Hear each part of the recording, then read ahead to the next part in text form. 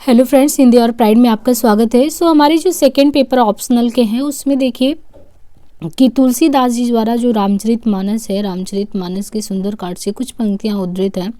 तो उन पंक्तियों में हमने देखा था करीबन 30 हमने जो व्याख्यायित पंक्तियां थी उनको कर लिया था। और अभी जो है यहाँ हमें क्रम से आगे 31 नंबर का जो दोहा है उनके द्वारा वो उसको लेके चल रहा है। तो यहाँ पे देखिए, क्योंकि अभी हनुमान जी जो हैं वापस जो है श्री राम के पास पहुँच गए हैं और माता सीता का पता लगा लिए हैं और सारे लोगों में हर्षोल्लास है, उन्माद की स्थिति है और सभी बहुत प्रसन्नचित मुद्रा में हैं कि माता सीता का पता लग चुका है। तो यहाँ पे जब वो आते हैं फिर ये स्थिति बनती है कि चलत मोहि चूड़ामन दीन्ही रघुपति हृदय लाई सोई लेनी नाथ जुगल लोचन भरी बारी बचन कहे कछु जनक कुमारी अनुज समेत गयो प्रभु चरना दीन बंधु प्रणता रहित हरना मन क्रम बचन चरण अनुरागी के ही अपराध नाथ हो त्यागी अवगुण एक मोर में माना बिछुरत प्राण न कीन पयाना नाथ सो नैनन को अपराधा निसृत प्राण करहि हटिपाधा बिरही अग्नि तनु तूल समीरा श्वास जरे छन माही शरीरा नयन स्वाने ही जल निज हित लागी जरहि न पाहु देह बिरागी।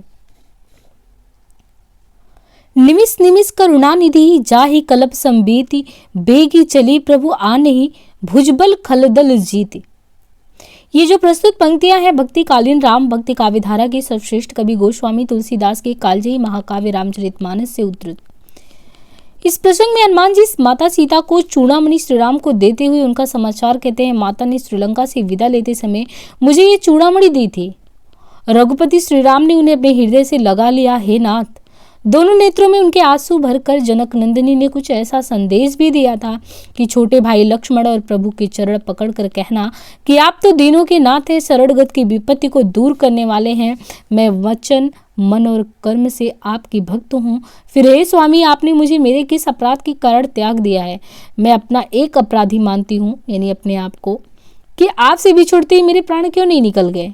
परंतु हे स्वामी, वह मेरे नेत्रों का दोष है जो आपके दर्शन हेतु इन प्राणों का निकलने ही नहीं देते हैं। आपका वियोग अग्नि है मेरी रूह, यानी माता सीता के ये संदेश प्रभु राम को मिला है कि मेरी जो देह है रुई है और सांसें हवा जैसी है।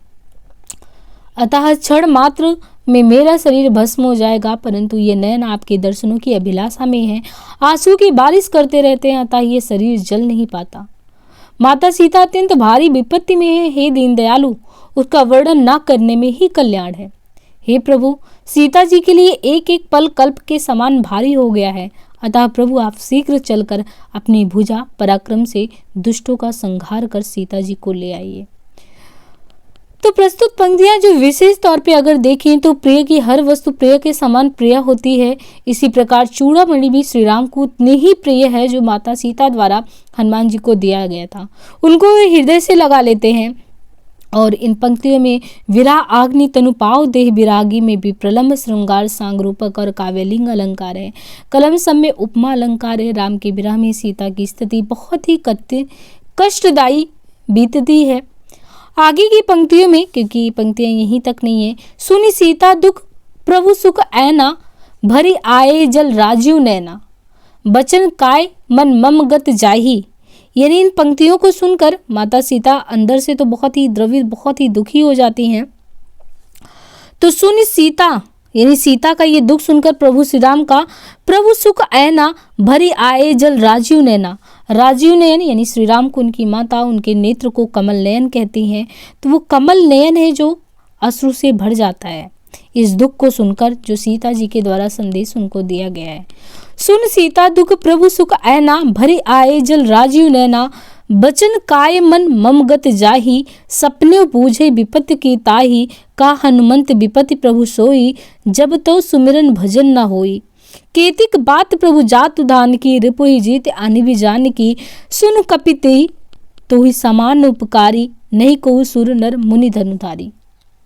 प्रति उपकार करो को तारा तोरा सन्मुख होई न सकत मन मोरा सुन सुत तो ही उरन में नाही देखूं कर विचार मन माही। पुनि पुनि कपहि चितौ सुर त्राता लोचन नीर पुलक अतिगाता सुनि प्रभु बचन विलोक मुख गत हर से हनुमंत चरण परेहु प्रेमाकुल त्राहि त्राहि भगवन। प्रस्तुत पंक्तियां जो कि कालजयी काव्यकृति महाकाव्य रामचरितमानस से उद्धृत है, सुंदरकांड से। इन पंक्तियों में सीता जी का समाचार जानने के बाद श्री राम जी और हनुमान जी संवाद द्वारा एक दूसरे से बातचीत करते हैं और एक दूसरे की कृतज्ञता का ज्ञापन भी करते हैं कि कृतज्ञ हैं कि वो माता सीता का हाल उन्हें लाकर सुनाते हैं।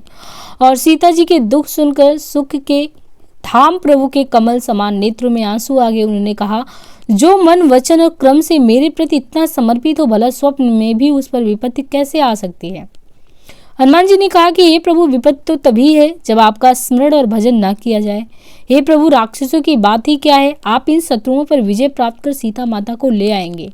हे वनराज, तुम्हारे समान मेरा उपकार करने वाला कोई देवता नहीं। तो यहाँ पे प्रभु श्री राम जो है उनकी कृतज्ञता ज्ञापन कर रहे हैं, उनके उपकार को सराह रहे हैं कि आपके जैसा कोई नहीं है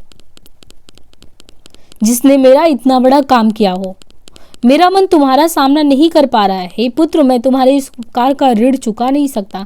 ऐसा मैंने अपने मन में विचार कर देख लिया। ऐसा कहकर देवताओं के रक्षक श्री राम हनुमान जी को बार बार देखते हैं और पुलकित होकर उनके नेत्रों में आंसू भर जाते हैं। प्रभु के वचनों को सुनकर और उनके मुख तथा शरीर को देखकर हनुमान प्रसन्न हो गए और प्रेम से व्याकुल होकर उनके चरणों को पकड़ लिया और कह उठे, हे भगवान, मेरी रक्षा करो, मेरी रक्षा करो।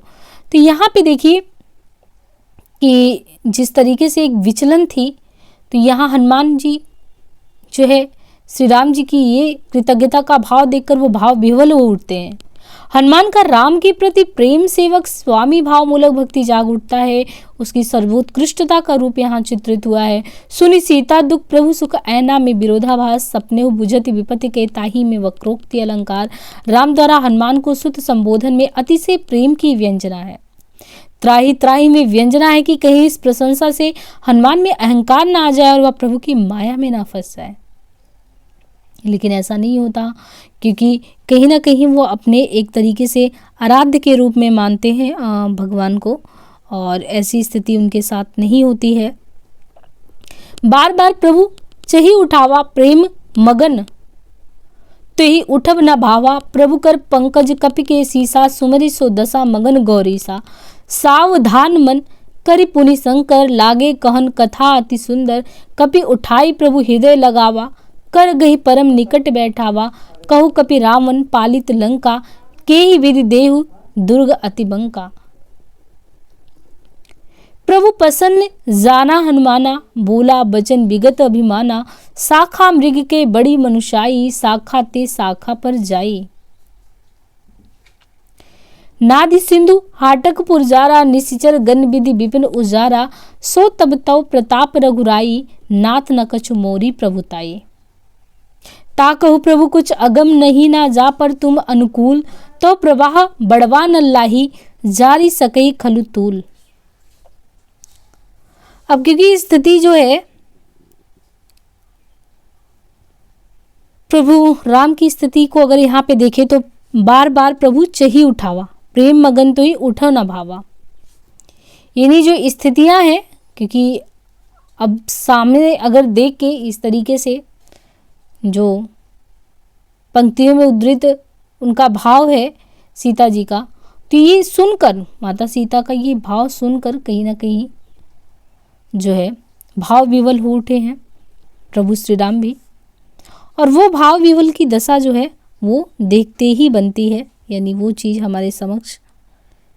श्री राम की कृपा से जब पुलकित हनुमान जी ने अपनी सफलता का श्रेय प्रभु की प्रभुता को दिया कि ये मेरी कृपा नहीं है, ये मेरी कृपा दृष्टि ही नहीं है प्रभु, ये आपके द्वारा जो हमें दिया गया था ये हमारा धर्म है। यानी उन्होंने ये याद दिलाया कि जो आपने ये कार्य हमें सौंपा था, ये कार्य तो हमारा एक तरीके से धर्म है। तो प्रभु श्री राम बार बार उनको उठाना चाहते हैं, किंतु प्रेम से डूबे हुए उन्हें उठना अच्छा नहीं लगता। प्रभु के कर कमल हनुमान के शीश पर है, उस दशा का स्मरण करके शिव प्रेम मग्न हो उठे। फिर अपने मन को सचेत सावधान करके शिव अत्यंत सुंदर कथा कहने लगी। कपि हनुमान को उठाकर उन्होंने हृदय से लगा लिया और हाथ पकड़कर उन्हें अत्यंत समीप बैठा लिया। हे कपि हनुमान, बताओ रावण द्वारा रक्षित पालित इस लंका को और उसके विलक्षण बाके बंकिम दुर्गों को किस प्रकार जलाया।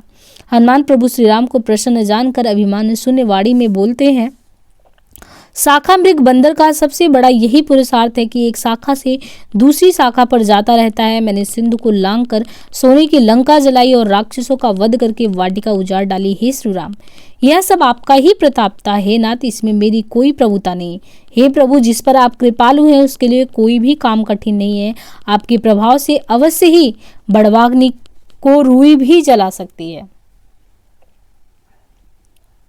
यानी उनके प्रताप के बारे में, उनकी विलक्षण प्रतिभा के बारे में यहाँ पे बताया जा रहा है कि मैं तो बस एक क्या किया, वाटिका ही उजाड़ने का काम किया था। ये सब तो आपका ही प्रताप है, इसमें मेरी कोई प्रभुता नहीं है। हे प्रभु, जिस पर आप कृपालु उसके लिए कोई भी काम कठिन नहीं है, क्योंकि आपके प्रभाव से अवश्य ही बड़वाग्नि को भी रुई तक जला सकती है। मेरे पूंछ की क्या बात। यानी यहाँ भी उन्होंने प्रभु कृपा को ही, उनकी कृपा से ही असंभव कार्य को संभव बताया है, उसको अपने ऊपर नहीं लिया है अपना। क्योंकि जिस प्रकार प्रभु राम जो है उनके प्रति कृतज्ञता भाव व्याप्त कर रहे थे, उन्होंने एक शिष्य के भांति कहा, ये सब हमारे देव पूज्य श्री राम की ही कृपा है। तो श्री राम द्वारा हनुमान को हृदय से लगाने और अति निकट बैठाने का प्रसंग वाल्मीकि और अध्यात्म रामायण में नहीं है, ये तुलसीदास की भगवत भक्ति का निजी उद्रेक है। यानी ये प्रसंग आपको जो हृदय से लगाना, अति निकट बैठाना, ये वाल्मीकि रामायण और अध्यात्म रामायण में देखने को नहीं मिलता। ये तुलसीदास की भगवत भक्ति का ही निजी उद्रेक है। शाखामृग में परिकरांकुर प्रभाव खलुतल में असंगत अलंकार है। हनुमान का प्रगाढ़ चरण आलिंगन और स्नेह से श्री राम का उनके सिर को सहलाना प्रेम और आत्मीय संशक्ति का पराकाष्ठा है। शाखा मृग के बड़ी मनुष्याई, शाखा ते शाखा पर जाई, उक्ति हनुमान नाटक से रूपांतरित पंक्तियां हैं। नाथ भगत अति सुखदायिनी, यहाँ पे ये पंक्तियां जो है यहाँ पे ही नहीं रुकती हैं, आगे उन पंक्तियों में जो विशेष तौर पे देखें तो नाथ भगत अति सुखदायिनी, देहु कृपा कर अनपायनी। सुनि प्रभु परम सरल कप बानी, एवं मस्त तब कहो भवानी। उमा राम सुभायु जेहि जाना, तेहि भजन तजि भाव न आना। यह संवाद जासु उरावा, रघुपति चरण भगति सोई पावा। सुनि प्रभु बचन कही कपि वृंदा, जय जय जय कृपाल सुख कंदा। तब रघुपति कपि पाते ही बुलावा, कहाँ चले करहु बनावा। अब विलंब कही कारण कीजे, तुरत कपिन कहू आयुष दीजे। कौतुक देख सुमन बहु बरसी, नभते पवन चले सुरहरसी। कपिपति बेग बुलायो, आय जुथप जुथ नाना बरन। अतुल बल बानर भालू भरत कर गाय। प्रस्तुत पंक्ति में प्रभु श्री राम की कृपा से उल्लसित वानर सेना गर्जना करते हुए युद्धघोष करते हैं। स्वामी की भक्ति परम सुख देने वाली है, आप अपनी कृपा मुझ पर अछूछड़ बनाए रखें। शिव जी कहते हैं, हे भवानी, कपि की ऐसी सरल वाणी सुनकर प्रभु राम ने एवमस्तु कहा है। एवं श्री राम का स्वभाव जिसने जान लिया, उसे भगवत भजन छोड़कर कुछ और अच्छा नहीं लग सकता। इस संवाद जिसके हृदय में बस गया, उसने श्री राम के चरणों की भक्ति पा ली है। प्रभु श्री राम के वचन सुनकर कविगढ़ कृपालु सुखकंद की जय हो की जय जयकार करने लगे।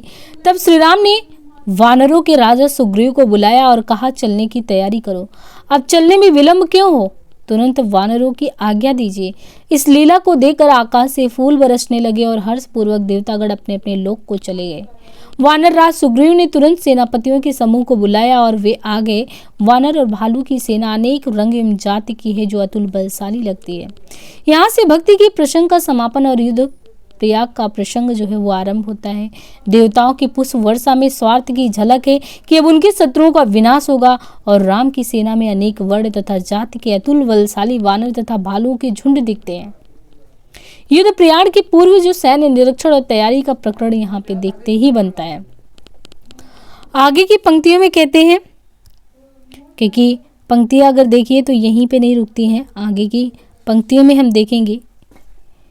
प्रभु पद पंकज नवही सीसा, गजही भालू महाबल कीसा, देखि राम सकल कपि सेना। यानी इन पंक्तियों में देखिए, क्योंकि आगे की पंक्तियों में जो है प्रभु पद पंकज नवही शीशा, प्रभु पद पंकज नावही शीसा, गर्जी भालू महाबल कीसा, देख राम सकल कपि सेना, चितहि कृपा करी राजो नैना। राम कृपा बल पाई कंपिदा, भय पुच्छ जतु मनहु गिरिंदा। हरसि राम तब किन पयाना, सगुन भय सुंदर सुभनाना। जासु सकल मंगल में कीति, तासु पयान सगुन यह नीति।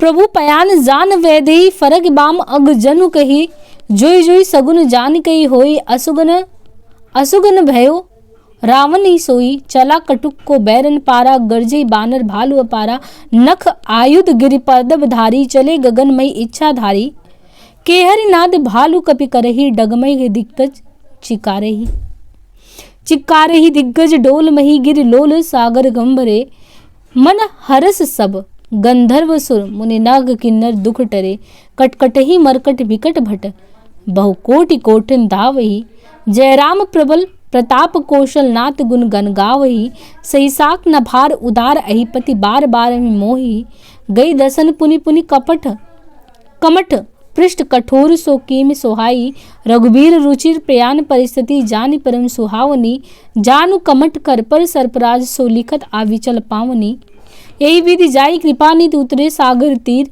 जहता लागे खान बल, भालू विपुल कपिबीर।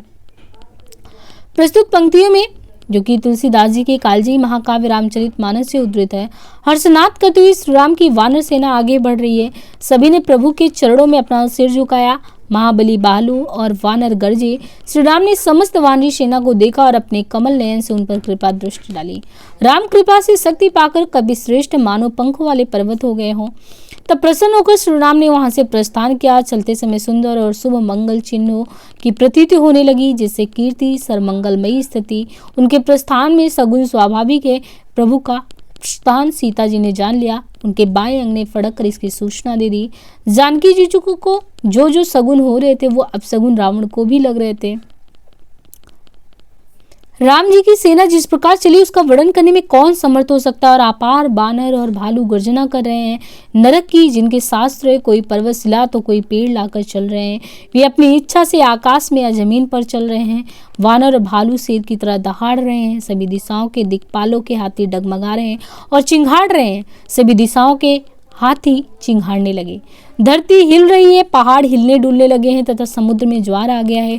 गंधर्व देवता मुनि नाग किन्नर सभी के मन हर्षित हो रहे हैं और हमारे दुख अब टलने ही वाले हैं। करोड़ों भयानक और वीर बानर योद्धा लड़ने को आतुर होकर कटकट की आवाज कर रहे थे और महान अयोध्या नरेश श्री राम की जय जयकार करते हुए उनके उत्तम गुणों को गा रहे थे।